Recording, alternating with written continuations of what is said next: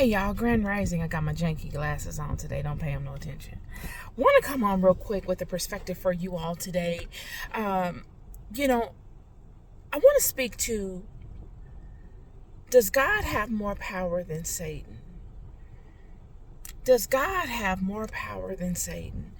I want to speak to this because I know many of us are struggling with this question in the midst of all of our many walks in this world and this life and all the things that we find ourselves dealing with and coming in and out of, and just trying to make sense of it and wrap our mind around it, and maybe gain some stability within the truth of it so that we can face it, right? Because I believe if you're like me, you can face anything if you know exactly what you're dealing with. But when what you're dealing with is ambiguous, you don't really know how to deal with it. You don't know the rules of engagement, so you're not as confident in your movement in it. And I think all of it has to do with our spiritual knowledge. What do we know of God? What is concrete in our knowing, right? We hear all of these different slogans and sayings of, God is the creator of the world, and God created everything, and God created Satan. But when we walk through life and we experience all that we experience in life, it makes us question it. It makes us doubtful as to the legitimacy of it. Is that really true? How could this be true? And all of these things are befalling me, and I'm coming in and out of these things, and I'm looking around me, and it just doesn't add up. I want to give you something today to help you, or something that you can chew on and think about within your own soil of your own mind.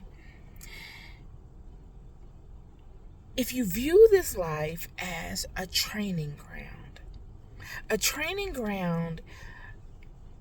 for you to ascend to a form of godliness. If you look back to Adam and Eve, with them being in the garden, they were somewhat quarantined, right? They were protected from all the outside sources and forces. As long as they stood in alignment with God, they would be protected. But what happened was, one of God's footmen, a few of them, came upon the children and gave them what? Knowledge. They gave them the knowledge prematurely. Surely Eve knew of the tree. She saw it every day. She had no desire, no inclination to touch it, to go any further than what she was commanded to do by God. That was in her nature. That tells me that she obeyed the laws of God and it was no problem for her. But when the footmen of God, God's soldiers, came upon her and impressed themselves upon her and made her feel flattered, made her feel worthy, they came upon her and congratulated her and told her that they had heard of her and questioned her as if she was important enough for these wise people to question. And then they blessed her with this knowledge. So as they expressed to her, they blessed her with this knowledge. And she, upon the agreement in obtaining the knowledge, agreed to give the knowledge to Adam. And this is what snowballed into all of what we experience here now in the physical world. She gave up what was infinite, all protecting, for this lower level, condensed version of that same thing, yet confined to forces that were foreign to them. Good and bad, in and out, separate, whole. All these forces were not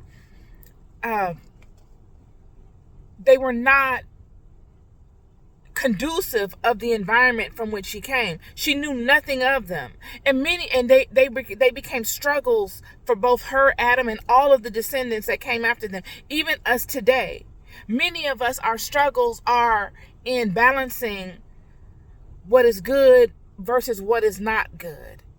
We struggle with that now because we've been separated from our ethereal selves. We are no longer whole and vibrating at that high rate of frequency. We've now fallen into this dense, condensed, low level, low frequency, slowed down matter type of environment.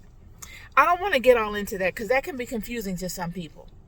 My goal in this is to say, that surely God is the creator of this whole system, but you must understand the system you're in. If you don't know the system you're in, surely you're going to question the fundamentals to it. You need to know your role. Your role is that you are an avatar of God in the earth.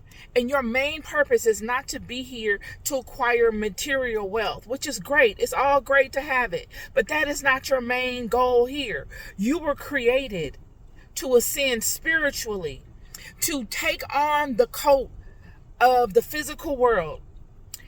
Since the decision of Eve, and to overcome the desires of the flesh, to stay in alignment, to stay in balance, and to know what it's like to do so amidst all of the forces that come upon you while you walk this world, while you walk this life.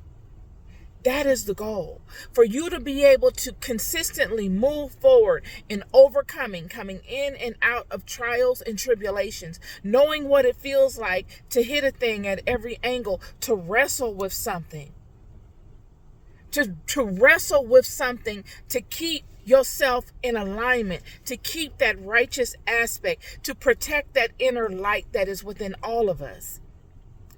That is your job.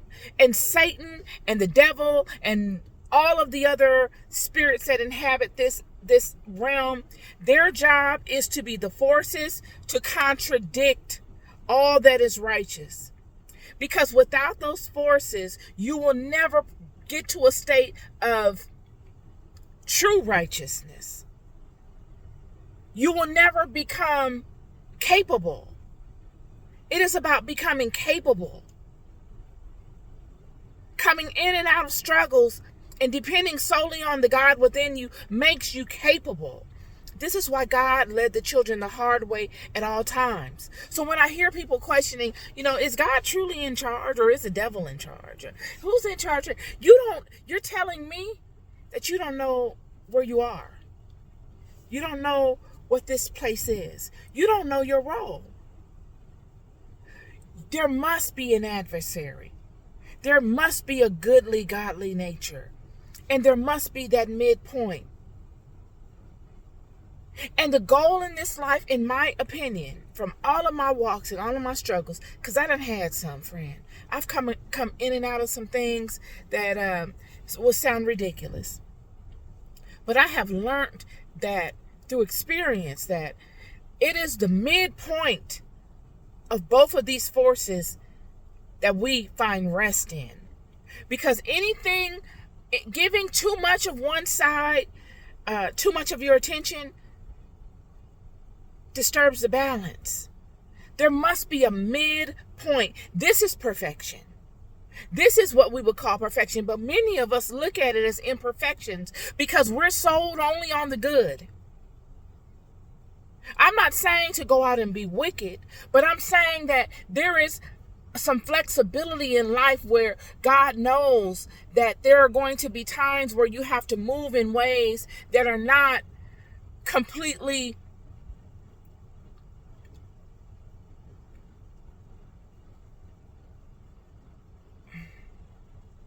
I don't want to say not completely righteous. They're not completely what we would consider as righteous. Based upon the sub-laws that I spoke to in my Bible study before, that the Pharisees and the Sadducees created to control the children. Based on those set of laws, they would be deemed unrighteous. But in the scheme of things, the laws of Moses, under those laws, they fall in alignment. So I just wanted to come on and let you all know my perspective on this. God is always in control. There is nothing under the sun. There is nothing in this realm that God cannot control at God's will. But a lot of times our situations are not just for us. So we feel like, oh, wow, God is picking on us. When really God is leading you to a huge testimony, but God is also using you to affect other people and for other people to get a testimony out of it as well. So there are going to be uncomfortable spots here and there. And there will be those that will prosper amongst you that will make you question God and be like, well, what? But you must see, as with these children in all of their walks, whether you call that book a fairy tale or not, the fact remains that the power, the structure of the verbiage of this book, regardless of how many times it has been rewritten, has been stayed intact, is condensed, and it is definitely useful and powerful. So that should tell you something about the original writing of it. That should tell you something, friend. So when you see these children walking through the wilderness and you see all of their trials and their tribulations, these are the wrestlings.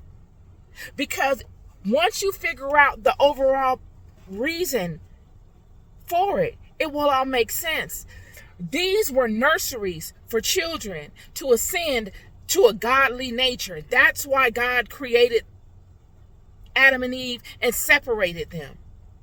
That's why God had Satan and the angels to bow to Adam and Eve and all of their descendants, because of the fact that they were gods in the making. Yet Satan and his minions began actively doing what they were created to do, being the opponent. Being the opponent. And they could be the opponent to the children unless the children stayed in alignment. They would have to be the opponent to the children. Yet if the children stayed in alignment and ascended, they would have to serve the children. This is where it's at. This is the part of it that's missing. And this is the part of it that makes no sense to people, because they're missing this component. All of these entities were to serve the children. But the children must reach a state of righteousness or alignment to warrant them to serve them. They don't just serve you in all of your ignorance. They don't serve you in all of your distress and your dismay and your confusion. They serve you when you become enlightened. They serve you when you rise to the level of knowledge of self, of the God within, and what role you play in the grand scheme of things. And this is the biggest issue of life, is finding this information. This is the struggle. This is the hidden treasure hunt the Easter egg hunt that we're consistently on in life, is unraveling this fundamental information. Because once you unravel this information, everything else makes sense. Without you knowing what you need to know of yourself, without you doing the work, coming in and out of huge trials and tribulations in life and still staying in alignment with God, without you doing those things, they don't have to serve you. You, in fact, will serve them. You serve them. Yet if you could ever ascend, if we could ever get to a place of knowing exactly who we are, all the roles are reversed. So you wouldn't be asking, is God really the creator? Does God really run this? Or what? Does Satan run this? Who's running this? And then how do I fit into this? You will no longer ask that question. Those answers you will have found and uncovered along your way. Because in order to get to the next level spiritually, you've got to pass the test of each house. We're loved more than we'll ever know. I never stop telling you. I'm your sister in love. I'm on a treasure hunt myself. And I'm not on a treasure hunt so I can say, oh, I know it and I got all the answers. Everybody applaud me. No, I'm on a treasure hunt because this is my life. And I'm looking to get the most out of this thing in this life, now. Not for pomp and circumstance, not for an applause, not for all the stuff that comes with that, but because I was born into this world for a purpose. And I've tapped into something that matters. And I can't let it go. You love more than you'll ever know. Peace and love.